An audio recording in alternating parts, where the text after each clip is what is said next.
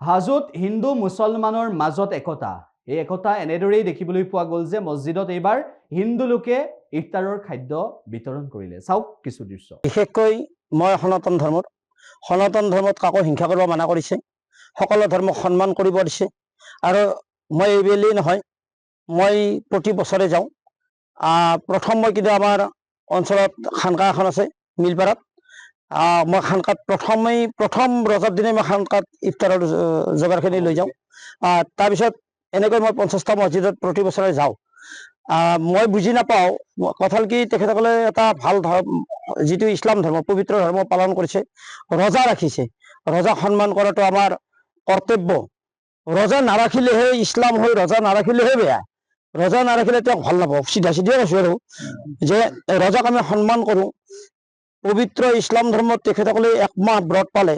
এই একমাহ ব্ৰত যাতে ভালকৈ পালিব পাৰে আমাৰ নিচিনা আমি সনাতন ধৰ্মত থাকি বা মই এজন সাধনা কৰা হিচাপেও তেখেতসকলক যদি অলপ সন্মান কৰোঁ নিশ্চয় তেখেতসকলে আমাৰ ধৰ্মৰ প্ৰতি তেখেতলোকৰ আস্থাৰ বিশ্বাস যিটো সন্মান তেখেতসকলেও কৰিব গতিকে আমি ধৰ্মক লৈ ইটোৱে সিটোৱে হিংসা নিন্দা কৰাটো এইটো কোনো কথা নহয় গতিকে সকলোৱে মিলি সকলো ধৰ্মক সন্মান কৰিব লাগে সকলো ধৰ্মক সন্মান কৰিলেহে নিজৰ ধৰ্মটোৰ যিটো এটা সন্মান বাঢ়ি যায়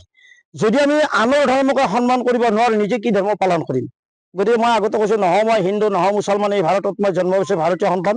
কোন হেৰা হিন্দু কোন মুছলমান সকলোৰে তেজৰ একে ৰং নহয় মই হিন্দু নহয় মুছলমান সকলে এক আল্লাহ বা ঈশ্বৰৰ সন্তান এইটো ভাবিয়ে মই মছজিদে মন্দিৰে গীৰ্জাই মই চবতে যাওঁ মই যাওঁ কিয় সকলে আমাৰ আদৰ্শটো সকলোৱে লওক আমাৰ আদৰ্শটো যেতিয়া ল'ব কিছুমান ৰাজনীতিৰ নেতাই আমাৰ মাজত বিষ বাষ্প বিয়পাই দিয়ে যাতে এই বিষ বাষ্পটো আমাৰ জনসাধাৰণৰ পৰা বিয়পাব নোৱাৰে আমি শান্তি সম্প্ৰীতিৰ বাণী আজি এখেতসকলে হাজো সমষ্টিত আছিলে এতিয়া ৰঙিয়া সমষ্টি পৰিছে মই আজি ৰঙিয়া সমষ্টিৰ ইয়াতে আহি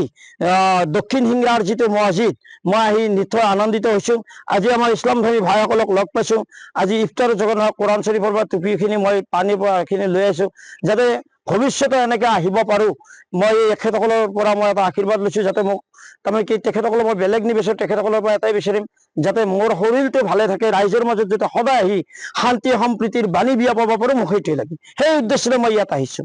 আজি ধৰি লওক প্ৰথম কথা কি ৰজাৰ মাহত যে খেজুৰ নহ'লে মানে পানী নহ'লেও খেজুৰ লাগে মই অলপ খেজুৰ আনিছোঁ তাৰ লগত অলপ আপেল তাৰ কল অলপ বুনিয়া যথাসাধ্য আৰু অলপ আপেল বা পানী অলপ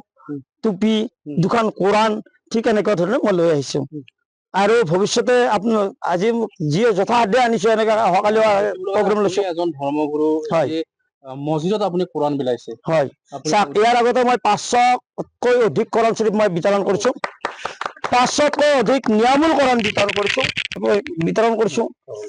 30 পেৰা কোৰাণ শ্বৰীফ শ্ৰী কোৰাণ শ্বৰীফ মঈনুদ্দিন চিস্তিয়া তাজ কাতুল আম্বিয়া নিয়ামুল কোৰাণ দীক্ষা সিন্ধু বেদ পুৰাণ আল্লাহ হযৰত মুহাম্মদ এনেকুৱা ধৰণৰ কিতাপ মই প্ৰায় 2,500ৰ ওপৰত মই বিতৰণ কৰিছোঁ মোৰ এইটো তাৰমানে এটা কথা কি ধৰ্মৰ বাণীহে তাত কিহৰ বাণী আছে আল্লাহ ঈশ্বৰ একেই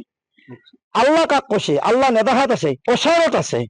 যিজনক ওচৰত থাকি আমি বিচাৰি নাপাওঁ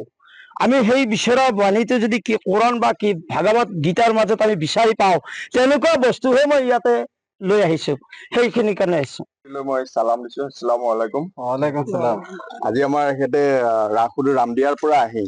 আমাক যি ইফতাৰ সামগ্ৰী দিলে আমি খুবেই আনন্দিত আপোনালোকে চাওক ভাবি চাওক আমাৰ এই হাজো সমষ্টি আচলতে আগতে আমাৰ হাজো সমষ্টি আছিলে হাজো এৰিয়া আমি এতিয়াও হাজো আমি গৌৰৱ কৰোঁ যি সময়ত সমষ্টি ৰঙিয়া হ'ল এতিয়া যি সময়ত আপোনালোকে বিশ্বত হিন্দু মুছলমান লৈ মাৰামাৰি কাটাকাটি কিছুমান জেগাত শুক্ৰবাৰে জুম্মাৰ নামাজ পঢ়িব নিদিয়ে কিছুমান জেগাত আপোনাৰ মছজিদ ভাঙি আছে সেই সময়ত আমাৰ হাজো এৰিয়াত মই দাদা বুলিয়ে কৈছোঁ প্ৰমোদ বেজবৰুৱা দাদাই আমাক মছজিদৰ ইফতাৰ সামগ্ৰী আমাক বিতৰণ কৰি আছে এটা কিমান সম্প্ৰীতিৰ নিদৰ্শন গতিকে